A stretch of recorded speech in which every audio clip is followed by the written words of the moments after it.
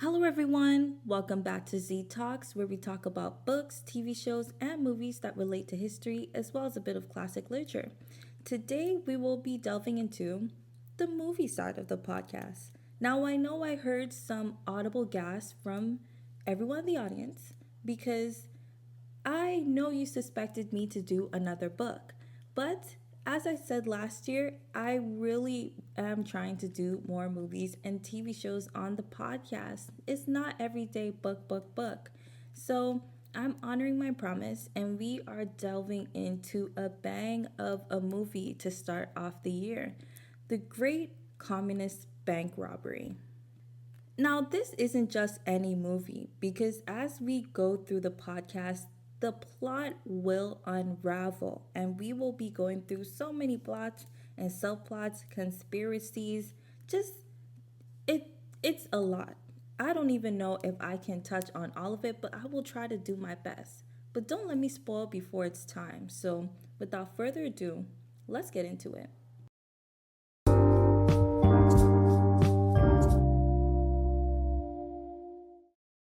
Now, as the title suggests, this movie is about a bank robbery in none other than communist Romania. The time is the 28th of July, 1959. Now, just a little bit of a context. In the 1950s, this is a time when Romania, obviously, is communist. And if you know a little bit about communism, all of the workers inside of the country are getting paid by the state.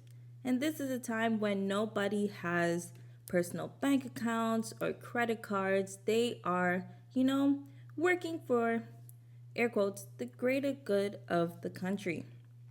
So, because of the structure of how people are getting paid, there is only one central place where all of the workers' money gets housed, which is the Romanian National Bank. And therein starts our plot. So every day there is a car that drives to and from the bank to pick up wages from employers, drop them in the bank, or take wages from the bank to bring it to employers, just the daily bank runs. And this car is unsecured. There's no security because at this time, nobody is thinking there will be a robbery because this is communist Romania. People are so scared because the state is oppressing them that no one would even dare try to do a robbery because, in lack of a better term, it would be like, are you mad? There's no way you can do a robbery at this time period because you would get murdered. Because in Romanian law at the time, anyone stealing over 100,000 lei, which is the currency, they could be sentenced to death. So the stakes are so high for robbery that no one would dare try it. So there obviously is no security on this car on the daily bank runs. So because of this, the succeeding story I'm going to tell you is wholly and totally feasible. So the car for the bank is doing its daily runs, and another car with a man and a woman inside a taxi is following the bank car. And it's following the car, and then it holds the car up because it's joined by another car which has the rest of their robbery crew. And it's not a big robbery, a big heist. They literally have the guns, hold the car up, take the money, and speed off. And it's not a big robbery whatsoever. It takes max a couple minutes, and that's it. That's the bank robbery. It's done. Or so we think. So the bank robbery happens, and there is an immediate shock. Everyone around in Romania is thinking, what? There's a robbery? But no one is more shocked than the police because in response to the robbery, they start arresting hundreds. And when I say hundreds, I mean hundreds of people without cause, without grounds. The only grounds is that you look a little bit suspicious. We're going to question you because you look like someone who could be a robber. A lot of people get tortured. A lot of people get murdered in this line of questioning just so that the police can find the culprits. And lo and behold, after 5 months of purges through the population, they find 5 men and 1 woman who they charge with the crime of robbing the Romanian National Bank. Case open, closed, shut, done. Or so we think. So the robbery's done, the criminals are charged, it's done and dusted. Until a year later, a film comes out about the robbery called Reenactment. And the film airs in Romania, it's in the theaters, and people are like, oh, the stars of this film are really interesting. Because guess who are the stars in the reenactment film about the robbery? None other than the criminals themselves. I know I heard an audible gasp because you're thinking, how are the criminals that committed the robbery starring in a film about their own robbery? And therein lies the conspiracy. So the reenactment film about the robbery was made in collaboration with the Ministry of Interior in Romania. The Ministry of Interior are basically the big guys, the big investigators, the big police. They're the ones who are conducting all of the purges. They're sussing you out. And they are the ones that, were interrogating, with big air quotes, more like torturing, the criminals when they got charged with the robbery. And part of this interrogation was basically asking them how they committed the robbery.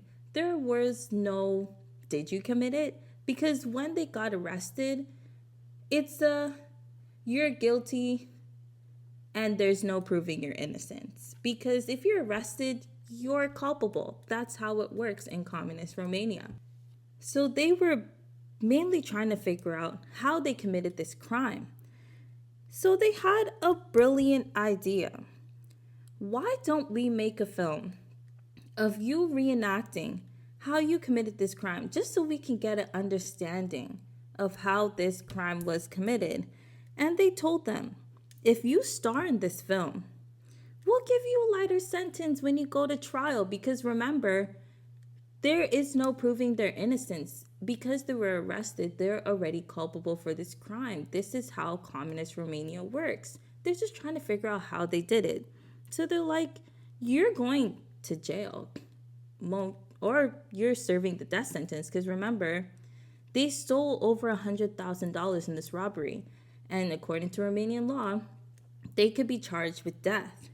So they were like, you know what? You want to avoid a little death and just go to jail instead? Star in this film and help us understand how you committed the crime. So that is how the robbers starred in their own film. And guess what? There is more. Because what kills me about this film is that they starred as themselves in the film under the belief that them doing this would gain them a lighter sentence and help them avoid the death penalty. But lo and behold, I don't know if you guessed it, they died anyway. They actually used the film as justification to sentence them to death. And what is even worse, their trial, in air quotes, because I don't even know if it was the actual trial, a show trial, that is still up for debate. The trial is actually filmed live in the end of this film. And this is a real film. It's actually showed in the movie, bits of it. So, this whole movie, The Great Communist Bank Robbery, basically, there's two movies going on in the film. The reenactment, where they're showing where the criminals are starring as themselves, and also the maybe not, I wouldn't say movie, but the documentary that is talking about the reenactment film and also comparing it to real life events. And I say real life events because I don't know if you guessed it, the reenactment film is not based on facts because since it was orchestrated by the Ministry of Interior to find the criminals culpable, a lot of the events in the film are not real. They forced them to do certain scenes that made them look worse than they actually were, and that would definitely get them on death row. So a lot of stuff were exaggerated, changed, and the nature of the criminals were changed as well. And I say nature of the criminals because, believe it or not, all of the five men and one woman were huge proponents of the Communist Party in Romania. They were actually high ranking members in the Communist Party since wartime resistance. They actually helped form the establishment of the communist regime in Romania since 1944. They were the big guys, which makes it even more confusing as to why they would commit this robbery against their own communist regime when they were huge proponents of it. Now, I wish that I could answer that question that I just posed. Why did they commit this robbery? I honestly don't know. And no one actually really knows. To this day, that is the whole reason for the Great Communist Robbery film. They are trying to delve into the reasons as to why this robbery was even committed because the whole story around the robbery and the film, the reenactment film, is so confusing and muddled because the real life facts are so opposed to the reenactment film, which was made by the Ministry of Interior. And the reenactment film is taken as fact because at the time the ministry put out the film as a scare tactic to the general public and to reinforce the narrative of the robbers and who they were to party members. So the reenactment film is taken as fact, and because it's so far away from real life events, no one knows what actually happened because obviously the records around what their confessions in air quote, because confessions were made under duress, or what actually happened is lost to time because these people died. So the film actually takes an approach of more of a docu film because a lot of the people around the time of the robbery are still alive, except for the culprits, obviously. So the judges at the time, the police officers at the time, their neighbors, they are still alive because this didn't happen much that long ago. It was only 1959. So the Great Communist Bank Robbery film interviews a lot of these people in the film, asking them about the context, asking them about their interactions with these people when they investigated them, when they did the trial. They even interviewed the director of the reenactment film and how he worked with the Ministry of Interior to make this film to paint the robbers in a different light. So the style of the Great Communist Bank Robbery is such a unique style of film that I've never met before because it's like a Russian doll where there's a film within a film and you're investigating the robbery and the film and they're interviewing people. It's literally a cacophony of, I don't even know what to say. It's just a lot, but it works so perfectly. I I have never seen a style of film like this before, but it definitely works. But the only thing I would say about this film, even though it is juicy and the style is done perfectly, sometimes it's a little bit hard to follow because it is in Romanian. Unfortunately, all of the audio is in Romanian. Now, me, I personally don't mind that because I just threw some subtitles on and I was reading the film. And it's not too long. It's literally only an hour and 15 minutes. So you're not sitting there for 2 hours reading your film. But I know a lot of people might not like that because you want a film to watch and listen. And reading sometimes can be a bit taxing. But if you can put up with reading this film, I highly recommend it. It is so juicy. And I don't think I have ever seen a film like this because all of the things that happen in it are true. And when they're doing the interviews with people, some of them still have negative views about the robbers. Like the judge, when they interviewed him, he was like, yeah, they were guilty because he still has that communist mindset. And you get to delve into the people's minds of what they thought and did at the time. And it's fascinating. So if you can put up with the subtitles, I highly recommend it. So, yeah, that is all I have to say about the Great Communist Bank Robbery, which was honestly a lot. And I have not gone into all the plot lines. Believe it or not, there are still more plot lines and twists and turns. But if I went into all of it, we would be here for a while.